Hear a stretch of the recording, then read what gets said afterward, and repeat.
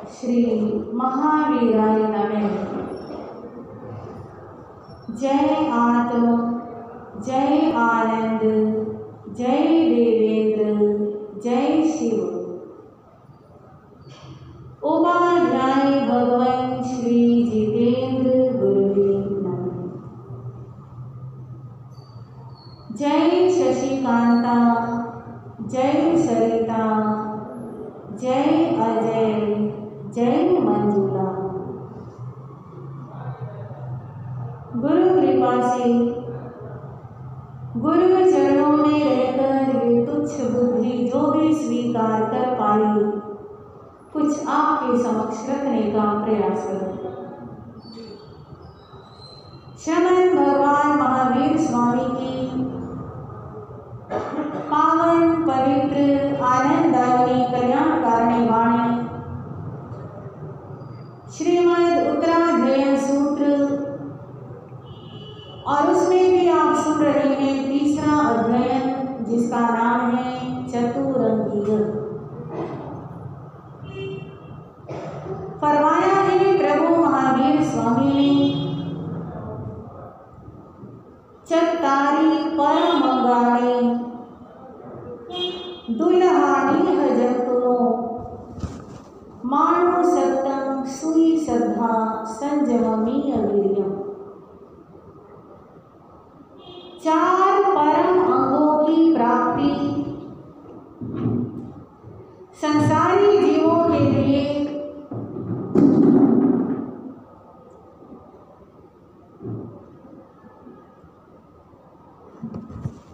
अति दुर्लभ है। सर्वप्रथम मनुष्य जीवन, द्वितीय धर्म श्रवण, तृतीय धर्म श्रद्धा और चतुर्थ धर्म का आचरण। श्रीमद् उत्तराध्ययन सूत्र जिसकी अनेक आचार्यों ने, विद्वानों ने व्याख्याएं लिखी हैं, निरुक्तियां लिखी हैं, टीकाएं लिखी हैं,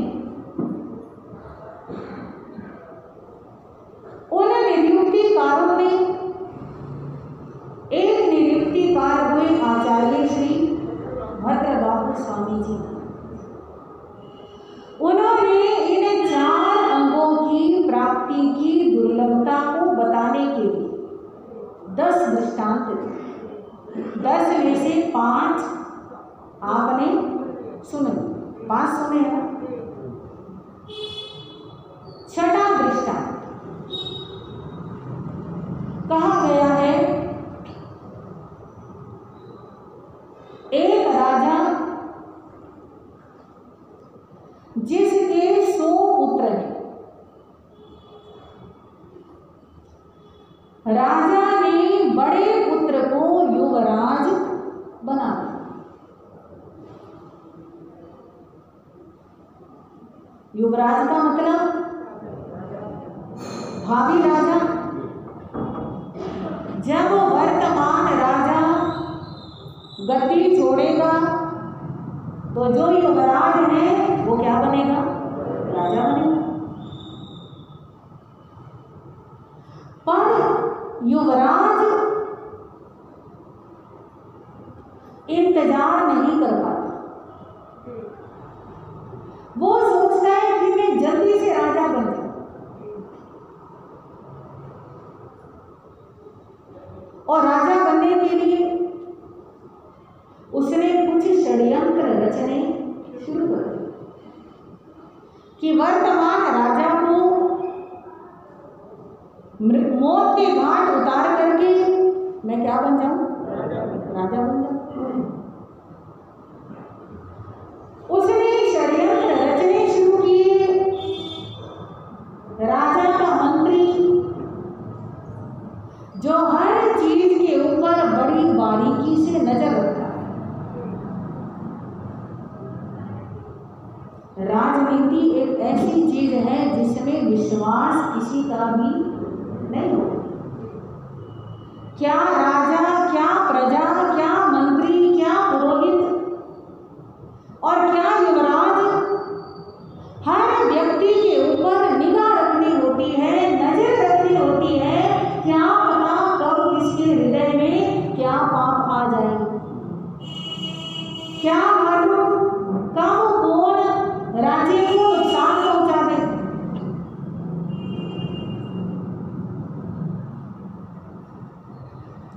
तो मंत्री को युवराज के षड्यंत्र की भनक पड़ गई, सावधान हो गया।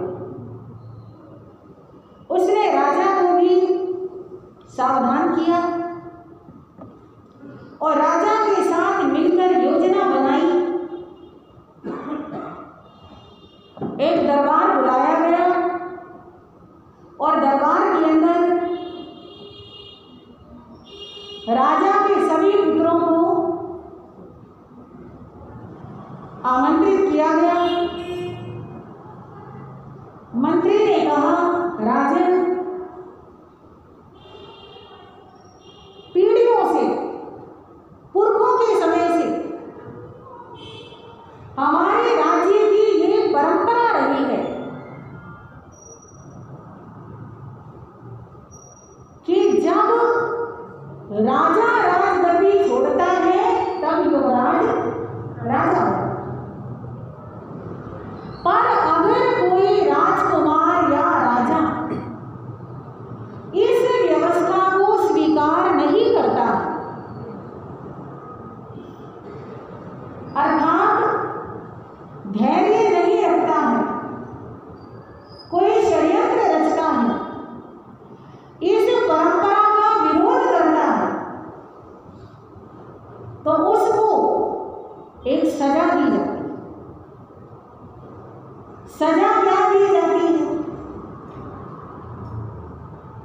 राजा का एक भवन 100 खंभों के ऊपर बना हुआ था।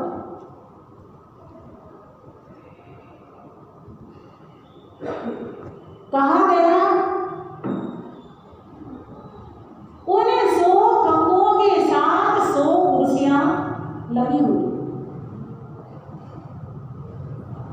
एक कुर्सी पर बैठकर युवराज अपने शेष भाइयों के साथ, कितने भाई? 99 भाई हो गए। 99 भाइयों के साथ जुआ खेले।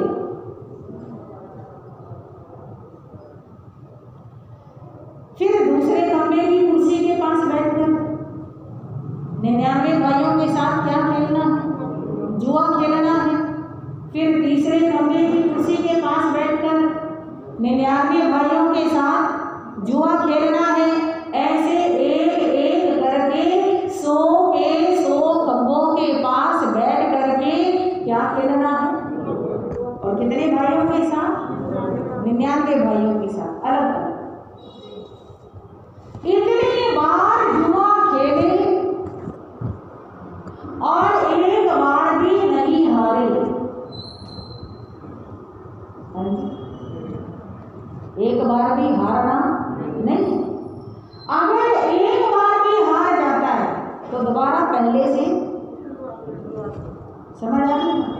पहले से शुरुआत करनी पड़ी।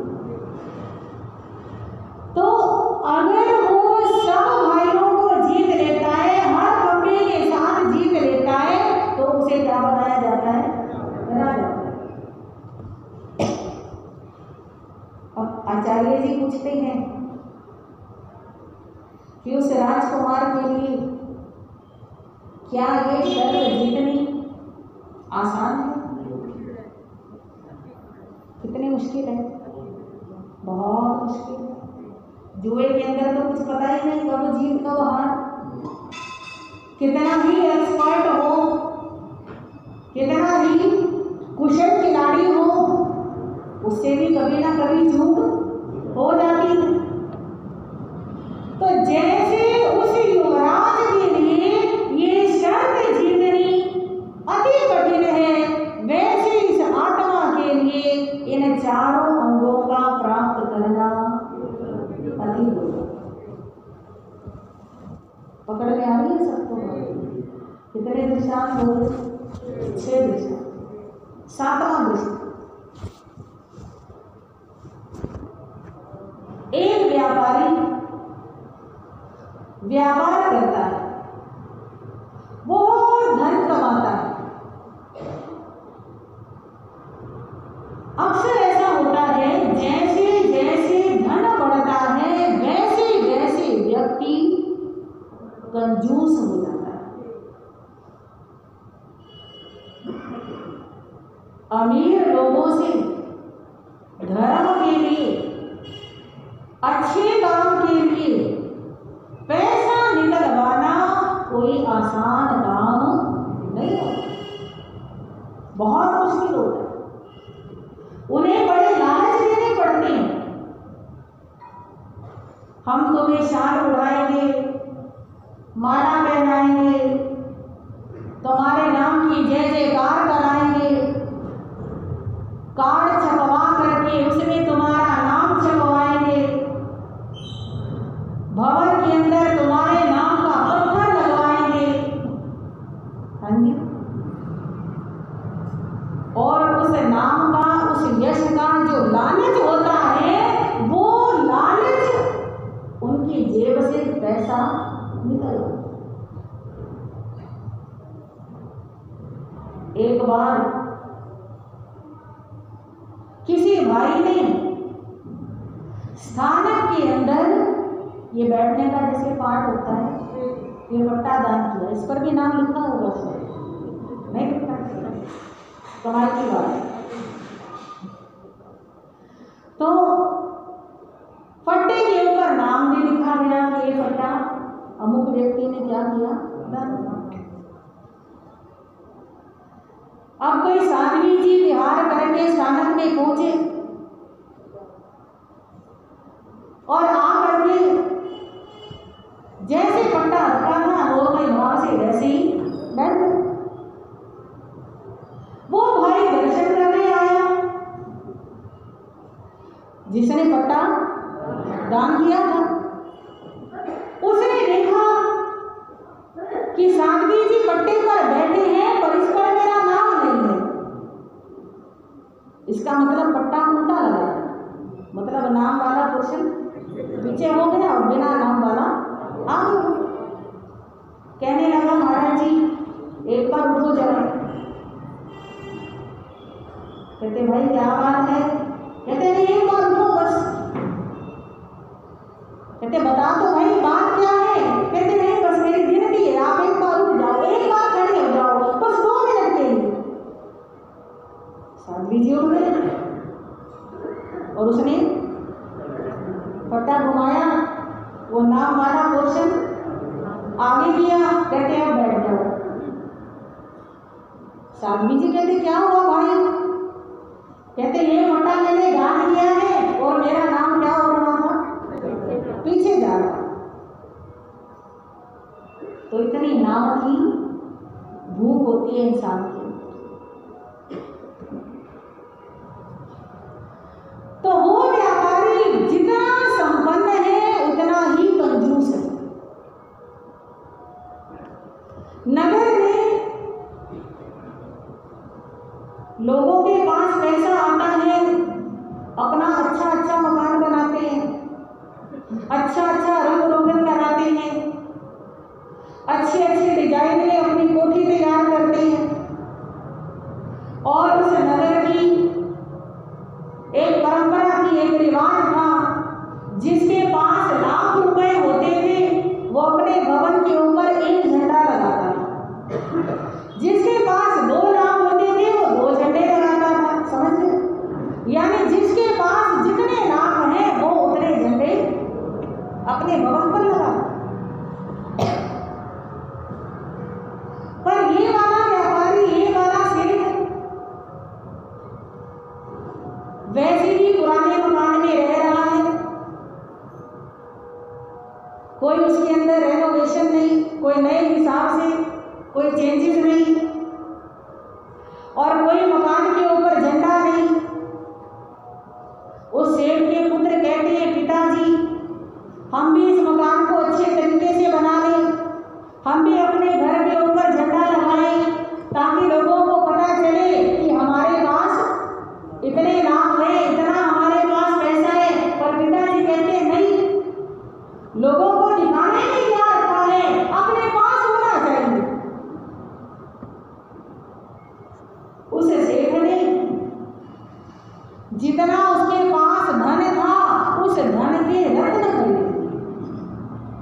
एक एक रत्न, कोई 9 लाख का, कोई 9 करोड़ का, एक से बढ़कर एक कीमती हीरे खरीद लिए। अब रुपए रखो तो जगह ज्यादा घेरते हैं और रत्न तो छोटी सी कोठी में आ जाते हैं। उसने वो रत्न खरीद करके उन्हें छुपा करके रख लिया और अपने पुत्रों को भी उस रत्नों के बारे में, उस धन के बारे में नहीं बताया कि अगर मैंने पुत्रों को बता दिया तो मेरे पुत्र क्या कर देंगे, इनको खर्च देंगे और नया नया धन कमाने की लालसा है। एक बार कहने लगा, पुत्रों यहाँ पर हमारी दुकानें हैं,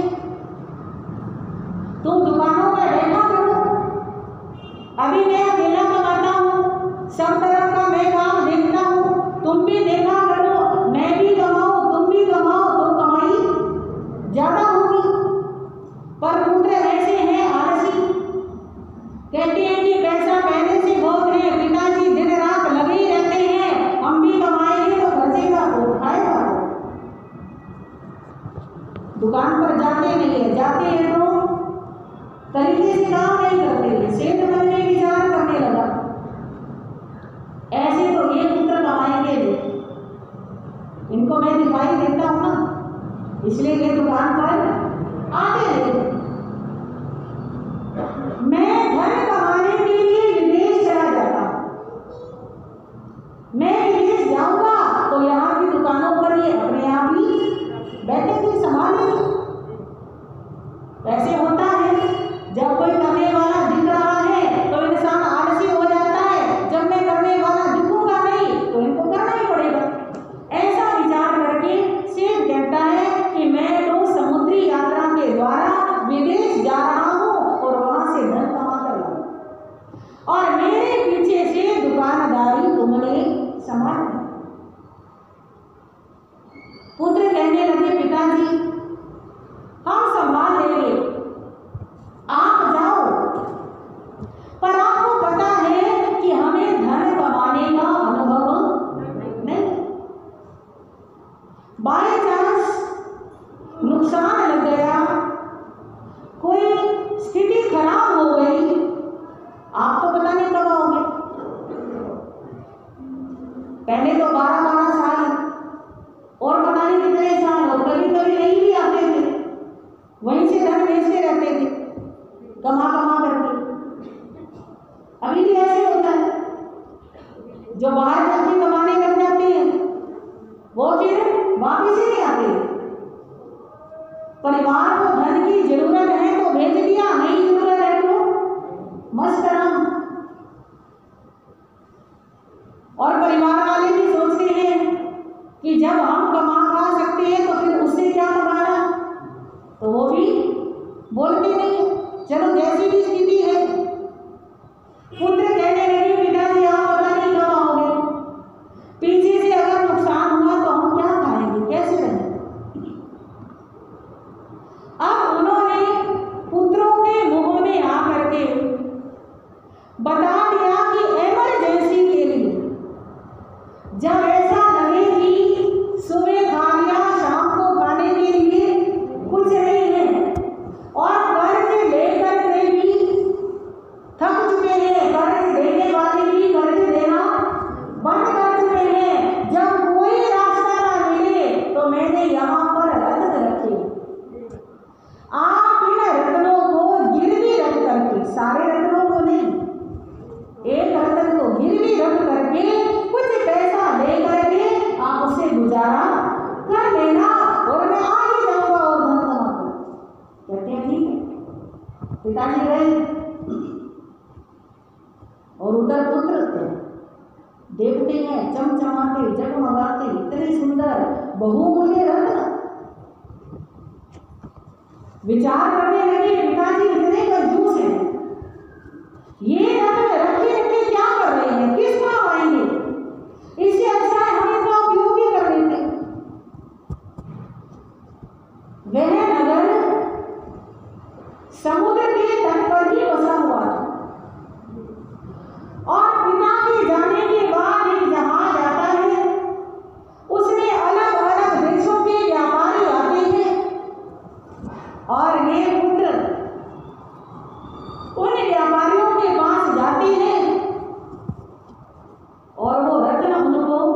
दिखाते हैं। जो करोड़ों का रत्न है वो लाखों में, जो लाखों का रत्न है वो हजारों में।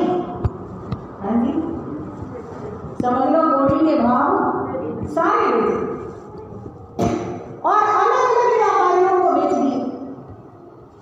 बेच करके बढ़िया सी कोठी बना ली, व्हाइट वॉश करा लिया, झंडे लगा लिए, आराम से रह रहे हैं, मौज कर रहे हैं। और वो व्यापारी जिनको रत्न बेचे थे वो भी पता नहीं कहां कहां अपने अपने देशों को जा चुके हैं।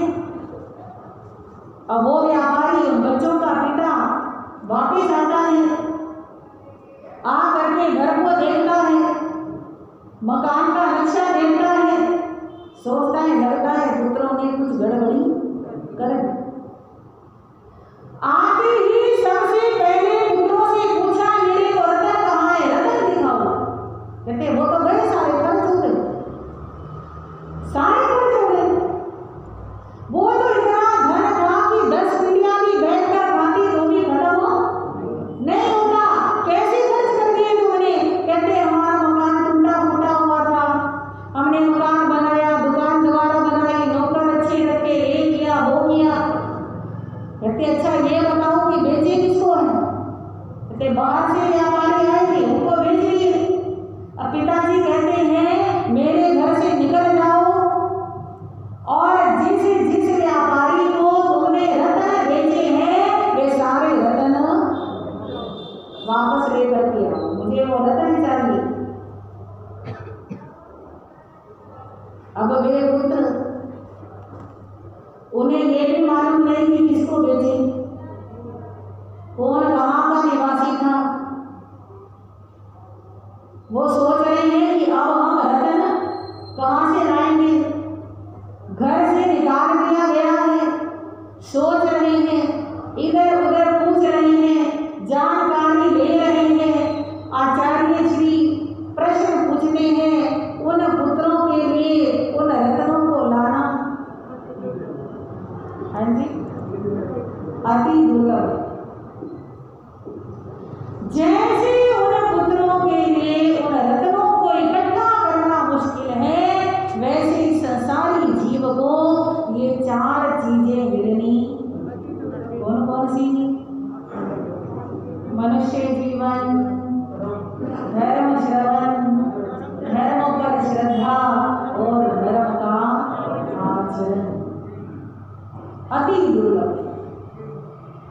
कितने दृष्टांत हो गए? 7। 8वां दृष्टांत, एक इंद्रदत्त नाम का राजा, उसके 22 पुत्र हैं। कितने? 22। उस राजा का एक बार अपने मंत्री की पुत्री की तरफ ध्यान चला, यानी उस पर नजर पड़ी, आकर्षित हो गया, मंत्री से बात की और मंत्री की बेटी से विवाह कर दिया। मंत्री की बेटी ने एक पुत्र को जन्म दिया जिसका नाम रखा गया सुरेंद्र दत्त। ये कौन से नंबर का पुत्र? 23वें नंबर। एक दिन हंसी हंसी में कुछ बात हो गई, राजा को मंत्री की पुत्री पर गुस्सा आ गया और उसे वापस उसके मायके भेज दिया। वो अपने पुत्र सुरेंद्र दत्त को लेकर के वापस अपने पिता के घर आ गए। एक ही गुरुकुल में राजा के 22 पुत्र और ये 23वां पुत्र पढ़ रहे। जो राजमहलों में रहते हैं 22 पुत्र, वे लापरवाह हैं पढ़ाई के मामले में, शिक्षा के मामले में, आलसी।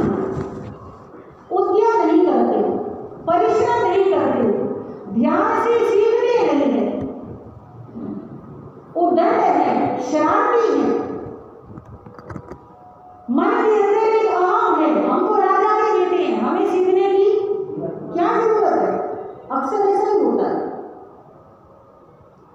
ज्यादा अमीरों के बच्चे सिंसियर नहीं होते, अपने भविष्य को लेकर, अपने जीवन को लेकर गंभीरता नहीं लेकर के आते। वे सोचते हैं हमारे पास तो बहुत कुछ, और माता पिता भी पैसे के दम पर उन्हें अगली से अगली क्लास में पहुंचाए जाते, पैसों से डिग्रियां खरीद करके बच्चों को पढ़ा लिखा साबित कर देते। तो वे 22 पुत्र लापरवाही के पढ़ लिख नहीं पाते, पर ये जो सुरेंद्र दत्त है ये अलर्ट है, इसको एक ठोकर लग चुकी है। कौन सी ठोकर? कि राजा ने उसे निकाल दिया है और कहाँ रह रहा है? नाना के यहाँ पर रह रहा है।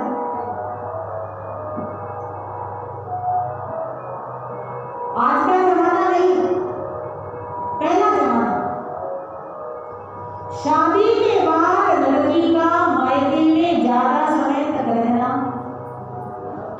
हाँ जी, 2 दिन 4 दिन 10 दिन महीने के लिए आए वो ठीक है, इज्जत होती है। और अगर परमानेंट आ जाए, हाँ जी, तो बोझ हो जाती है। और ये बात आज भी उतनी ही सच है। आज मानते नहीं है, ना माता पिता मानते हैं और ना ही लड़कियां मानती। उन्हें जरूर होता है हम सर्विस करके कमा लेंगे, खा लेंगे, और इस वजह से वो बचती नहीं है ससुराल। तो सुरेंद्र दत्त बड़ा जागरूक है। एक एक शिक्षा गुरुजी क्या समझा रहे हैं, कैसे समझा रहे हैं, कैसे कर रहे हैं। गुरुजी कहते हैं इसका 5 बार अभ्यास करना, वो 10 बार करता है। और जो इतनी लगन से सीखना है वो बहुत जल्दी बहुत कुछ सीख गया। सुरेंद्र दत्त ने पूरा ज्ञान सीखा। एक बार उस राजा के यहाँ पर किसी राजा की यहाँ से निमंत्रण, किसी राजा के यहाँ से निमंत्रण ये आया कि मेरी बेटी का स्वयंवर है और जो राधा वेद करेगा। राधा वेद सुना? नहीं सुना? राधा वेद अर्थात ऊपर एक खंबे के ऊपर 8 चक्र होते हैं, घूम रहे होते हैं विपरीत दिशा में। एक ऐसे, दूसरा ऐसे, तीसरा ऐसे, चौथा ऐसे। उन 8 चक्रों के ऊपर एक पुतली बनी होती है, आकृति। उन चक्रों के बीच में से उस आकृति की आंख को बीधना है, पर ऊपर देखते हुए नहीं। कहाँ देखते हुए?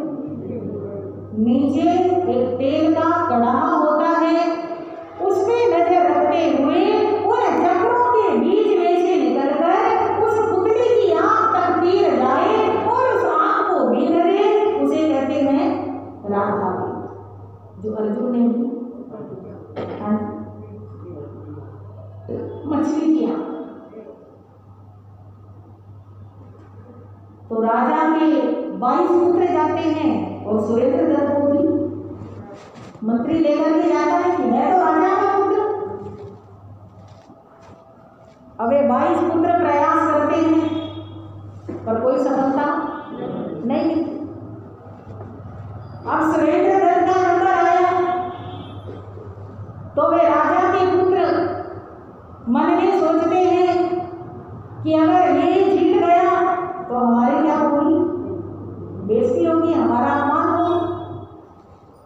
जिस समय सुरेंद्र दत्त राधा वेद करने लगा वे उसे तंग करने लगे, उसका ध्यान भटकाने लगे, उसे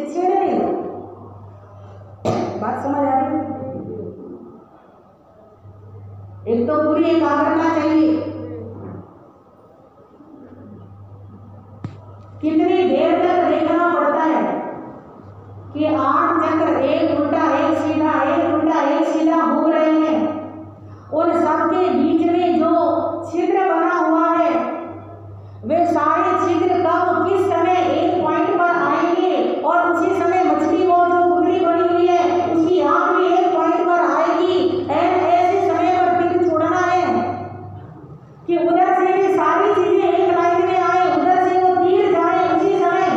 कितनी एकाग्रता चाहिए, और वे एकाग्रता उसकी बनने नहीं दे रहे हैं। पर फिर भी सुरेंद्र दत्त उस लक्ष्य को साध लिया।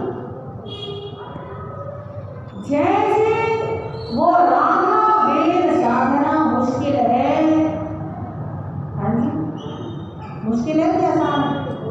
और जब सारे काम कर रहे हैं उस समय और ज्यादा मुश्किल है, मुश्किलें बढ़ा रहे हैं सारी, उस समय और ज्यादा कठिन है। तो जैसे राधा वेद करना कठिन है, वैसे आत्मा के लिए इन चारों अंगों को प्राप्त करना अति दुर्लभ है। देखो कैसी दुर्लभ चीजें हमें मिली हैं, मिली है ना, और हम इनका कितना सदुपयोग करते हैं ये हमारे अपने हाथ में। अभी हमें समझ मिली है, ज्ञान मिला है, तो अभी हमें जागरूक होना बहुत जरूरी है। जितना ये चारों चीजों का सदुपयोग करेंगे उतना हमें आगे और तरक्की मिलती जाएगी, और दुरुपयोग करेंगे तो हाँ जी, एक बार बताया था ना वो पृथ्वी एक बार उस भवर में फंस गए तो वो भवर कहाँ कितनी नीचे तक लेकर के जाएगा और कब निकल के ऊपर आएंगे कुछ पता नहीं।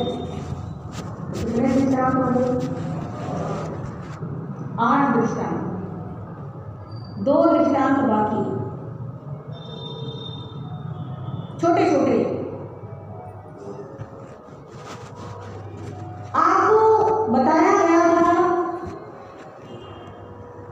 कि इस मृत्यु लोक में, तिरछा लोक में, मध्य लोक में सबसे बीच में क्या है?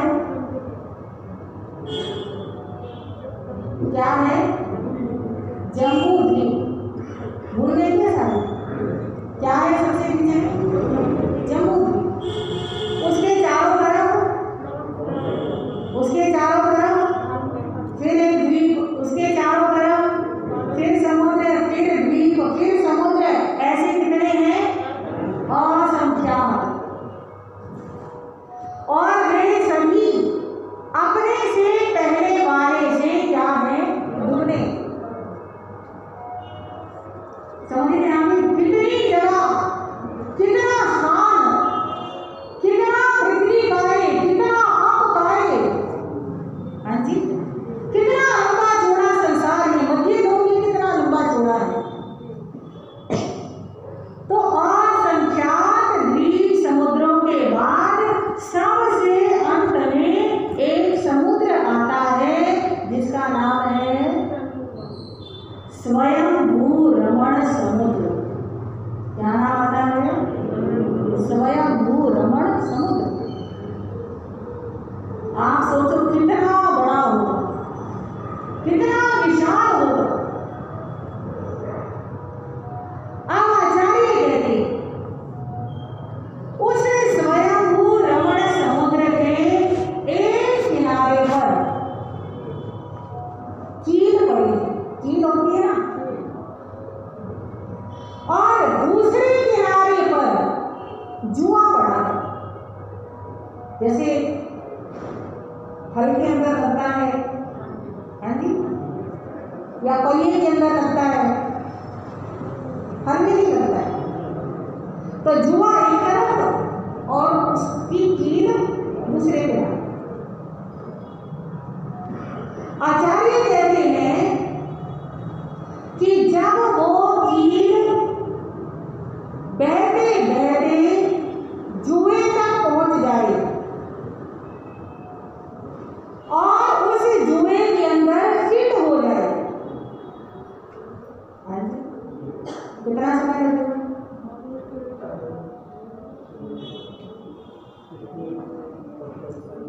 जी,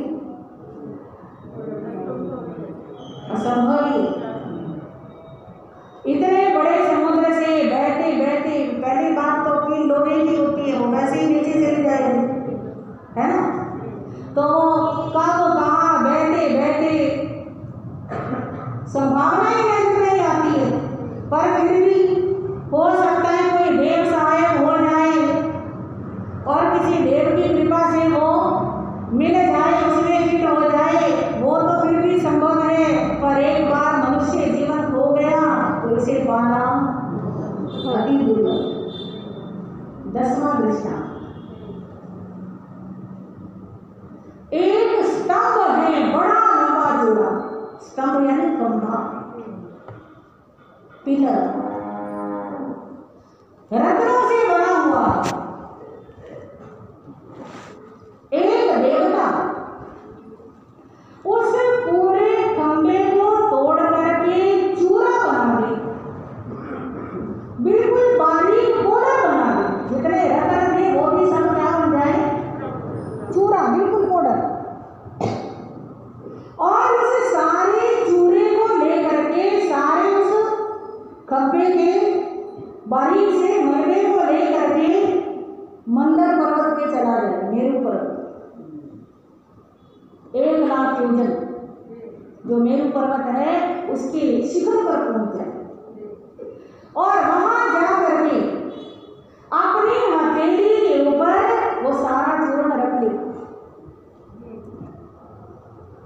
और एक पाइप हाथ में ले ले, पाइप, नली, और उस नली के द्वारा वो सारा चूर्ण हवा से फूंक मार करके उड़ा दे।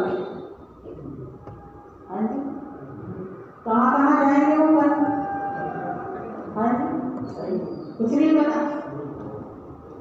इतनी ऊंचाई से गिराया तो वैसे ही पता नहीं कितनी दूर दूर तक जाएगा। और उड़ाने वाला भी देवता है, फूंक मारने वाला भी एक मनुष्य की फूंक और एक देवता की फूंक। एक तो फूंक देवता की, दूसरे इतनी ऊंचाई से उड़ा रहा है और पाइप के अंदर से हवा बड़ी तेजी से एकदम निकलती है। तो ऐसे वो सारे रत्नों को क्या कर दे, उड़ा दे सब दिशाओं में, और किसी मनुष्य को कहा जाए वो एक एक बारीक बारीक कण इकट्ठा करो,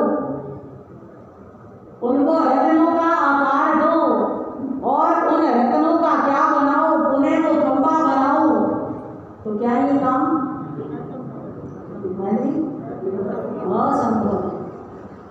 ऐसे ही आचार्य फरमाते हैं इस आत्मा के लिए मनुष्य जीवन पाना बहुत मुश्किल है और हम इसको किस चीज में गवा रहे हैं, खाने में, पीने में, सोने में, टीवी देखने में, मोबाइल चलाने में, इधर उधर घूमने में, बातचीत में, गप्पे शप्पे, मनोरंजन, व्यर्थ के कामों में, इसे हम बर्बाद करते जा रहे हैं। अगर हम इसकी वैल्यू समझ लें, अभी तक जो सुना उसके ऊपर कुछ चिंतन चला,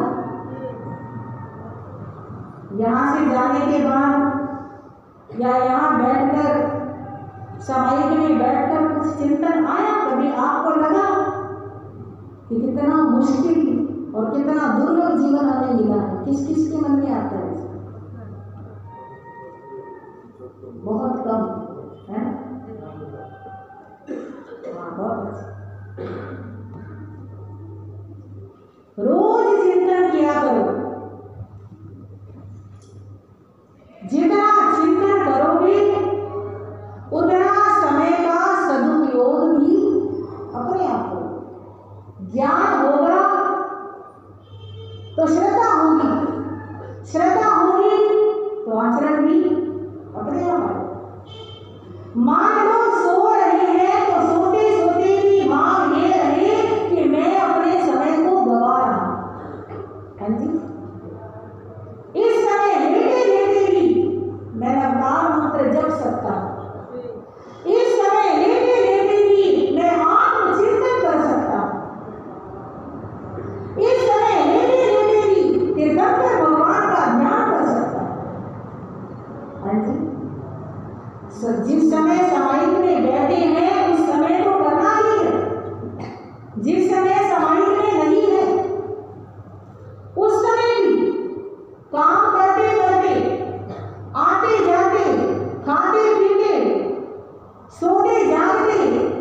हर समय अंदर से जागरूक रहना। ये तो हो सकता है आप 24 घंटे समाधि नहीं कर सकते, पर 24 घंटे भावों से, हाँ जी, भावों से जागरूक रह सकते।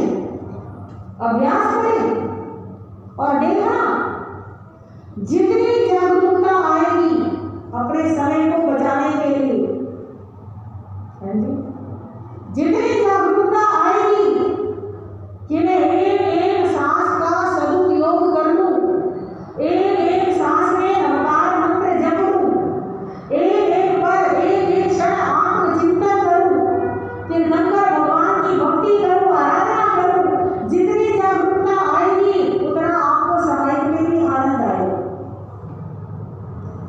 अभी तक समाधि में आनंद क्यों नहीं आता? क्योंकि सारा दिन संसार को सोचते हैं और 1 घंटा सोचते हैं भगवान को सोच रहे हैं। हाँ जी, तो ज्यादा समय किसका हुआ? 23 घंटे संसार का अभ्यास और 1 घंटे सोचते हैं कि बस बैठते ध्यान लग जाए, तो ऐसा नहीं होता। जब बाकी 23 घंटों में भी आप भगवान को याद रखेंगे तो समाधि में भी भगवान याद आएंगे, और 23 घंटे संसार का अभ्यास करते हैं तो समाधि में भी क्या याद आता है? कई लोग कहते हैं जो बात वैसे याद नहीं आती वो भी समाधि में, समाधि लेके बैठ जाओ याद आ जाती है। यानी अगली पिछली सारी चीजें दिमाग में घूमने लग जाती हैं। उसका कारण यही है, अभ्यास उन्हीं का दिया है, टाइम उन्हीं चीजों को दिया है। अब हम अपनी जागरूकता को टाइम दें, एक एक सांस की वैल्यू समझें और उसका हम सदुपयोग करें। इन शब्दों के साथ आज के वक्तव्य को पूर्ण करेंगे। आज के 2 प्रश्न